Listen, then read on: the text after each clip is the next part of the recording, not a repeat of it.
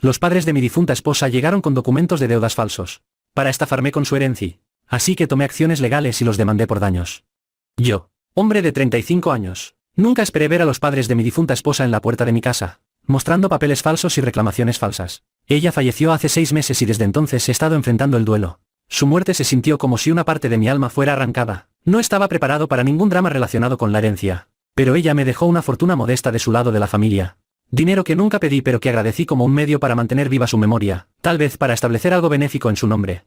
Sus padres, que viven en otros estados, nunca aprobaron realmente nuestro matrimonio. Querían un yerno más rico o prestigioso. Pero mi esposa insistió en seguir su corazón. Cuando murió, se mantuvieron distantes, ofreciendo condolencias mínimas. Asumí que estaban lidiando con su duelo a su manera. Luego, de la nada, se presentaron en mi casa sin previo aviso. Abrí la puerta y los vi a ambos parados allí, con expresiones serias. Mi suegro sostenía una carpeta gruesa de documentos, mientras mi suegra me miraba como si fuera un criminal. Mi suegro no perdió el tiempo. Necesitamos hablar. Tu esposa nos debía dinero. Deudas considerables. Parpadeé, aturdido. Mi esposa nunca mencionó deudas con sus padres. Siempre los describió como financieramente cómodos. La sospecha surgió. Pero me mantuve tranquilo, invitándolos a entrar para que explicaran. Relataron una historia sobre préstamos que supuestamente le habían dado a mi esposa. Ella nos pidió prestado para pagar la escuela, tratamientos médicos, incluso tus gastos de vida, afirmó su padre. Golpeó la carpeta sobre mi mesa de cocina. Esta es la evidencia.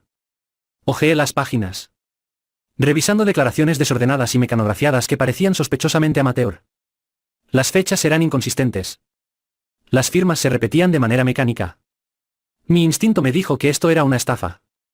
Jugaron la carta de la simpatía, diciendo que lo dejaron pasar mientras ella estaba viva. Pero ahora querían la herencia para pagarles. Mi suegra intervino. Somos padres en duelo. Necesitamos cerrar este capítulo. Pagar esta deuda es lo honorable. Su tono estaba lleno de derecho. Parecían asumir que simplemente entregaría toda su herencia por culpa. Mi corazón latía con furia. Sabía que mi esposa no tenía tales deudas.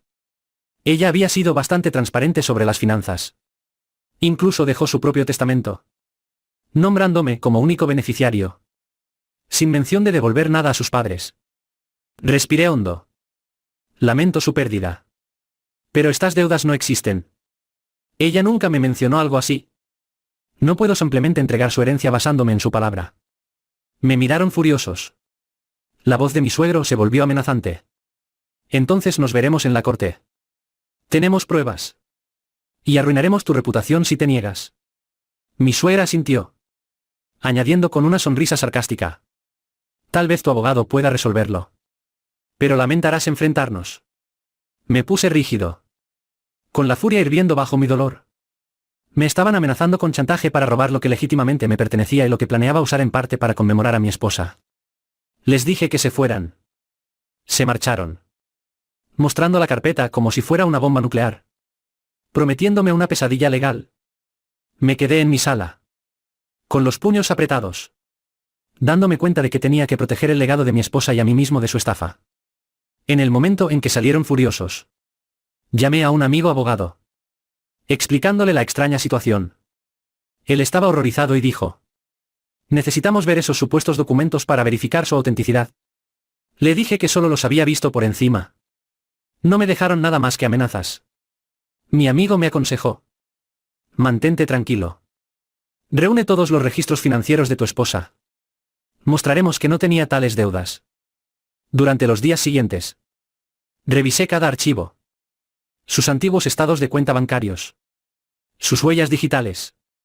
Sus diarios personales. Ni una sola entrada sobre préstamos grandes de sus padres.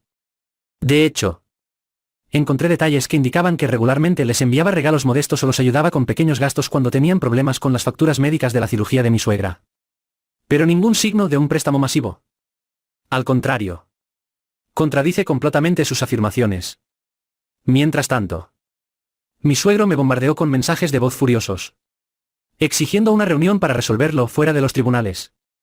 Mi suegra publicó mensajes crípticos en las redes sociales, insinuando que yo los estaba engañando con fondos legítimos, pintándose como una madre en duelo agraviada por un yerno codicioso. Algunos conocidos mutuos se acercaron, confundidos. Educadamente les dije que no tenía conocimiento de ninguna deuda legítima. Luego llegó el aviso oficial. Una carta de un abogado aleatorio que contrataron, afirmando que les debía más de 6 cifras. La carta contenía fotocopias de los mismos documentos sospechosos que había visto. Mi amigo abogado detectó múltiples banderas rojas. Firmas desiguales. Fechas cuestionables que coincidían con momentos en que mi esposa estaba en el extranjero. Textos mecanografiados que podrían editarse fácilmente. Se rió entre dientes.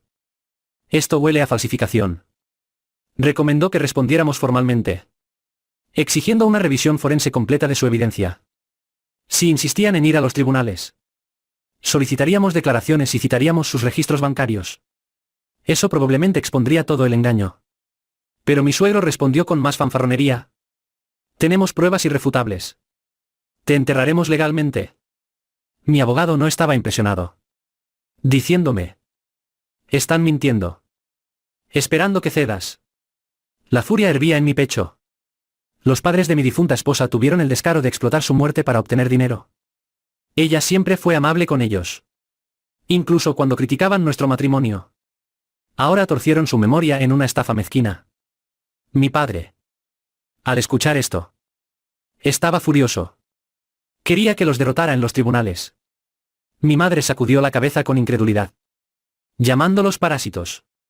Durante una acalorada llamada telefónica, mi suegro amenazó: si no pagas, diremos a la gente que tu esposa te dejó porque eras negligente. Apreté la mandíbula. Ella falleció en un accidente. Lo sabes. No te atrevas a manchar su nombre para extorsionarme. Él siseó. Tienes una semana para decidir. La llamada terminó abruptamente. Esa fue la gota que colmó el vaso. Le dije a mi abogado: ningún acuerdo. Que vayan a juicio. Quiero una contrademanda por acoso, angustia emocional y falsificación de documentos. Mi amigo sonrió sombríamente. Eso es lo que esperaba escuchar. Hagámoslo.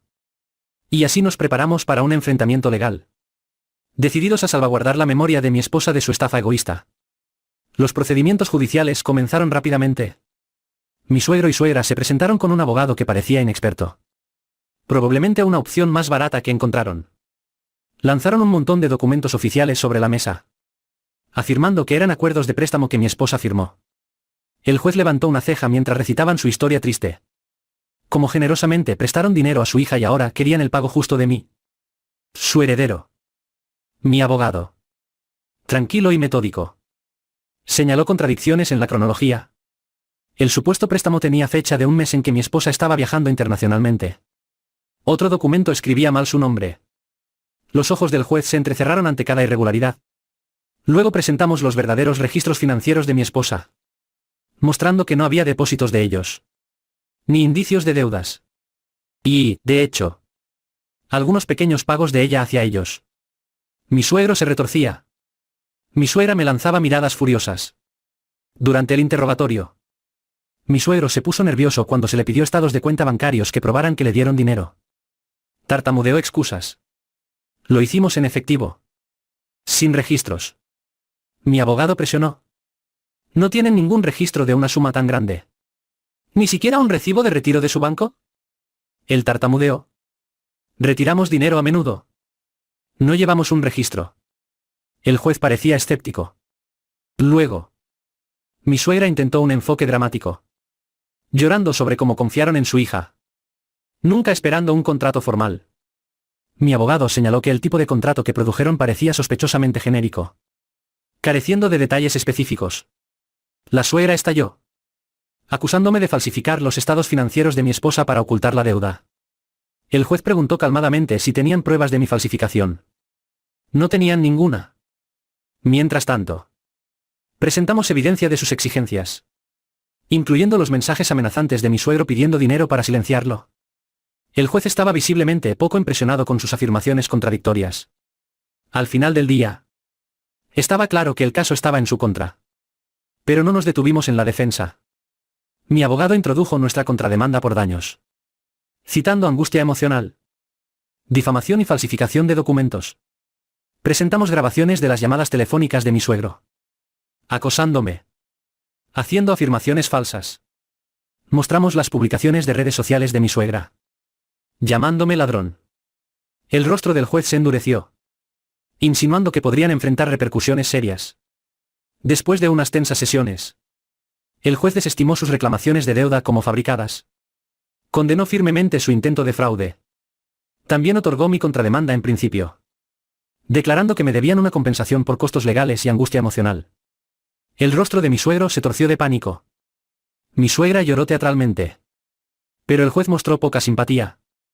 Fuera de la sala, sentí una ola de alivio mezclada con tristeza. Los padres de mi esposa, una vez personas que traté de respetar, habían caído tan bajo como para intentar estafarme. Se fueron rápidamente, ignorando a los reporteros de tabloides locales que olfateaban el caso. Se corrió la voz de que podrían enfrentar cargos potenciales por falsificación. Aunque eso dependía de los fiscales. Mi padre, que me acompañó durante todo el proceso, me dio una palmada en el hombro y dijo: «Tu esposa estaría orgullosa de que defendiera su memoria». Tragué una lágrima, asintiendo en silencio. Poco después, una audiencia final determinó cuánto me pagarían. El juez me otorgó suficiente para cubrir mis costos legales y algunos daños punitivos. Mi suegro enfureció diciendo que irían a la bancarrota.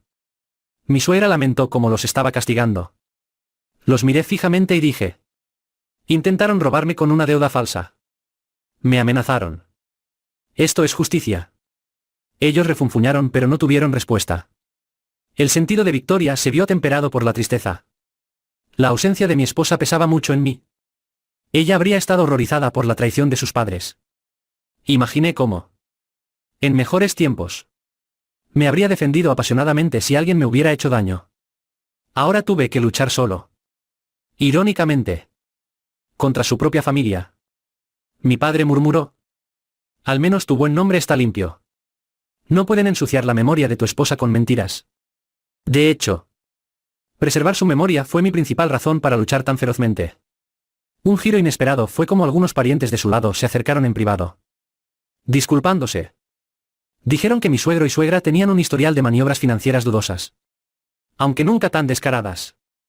Aprecié su empatía pero mantuve mi distancia. La pena de perder a mi esposa ya me pesaba mucho.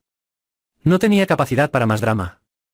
Unas semanas después, mi suegro me envió un correo electrónico con una disculpa a medias, básicamente culpando a mi suegra por el esquema.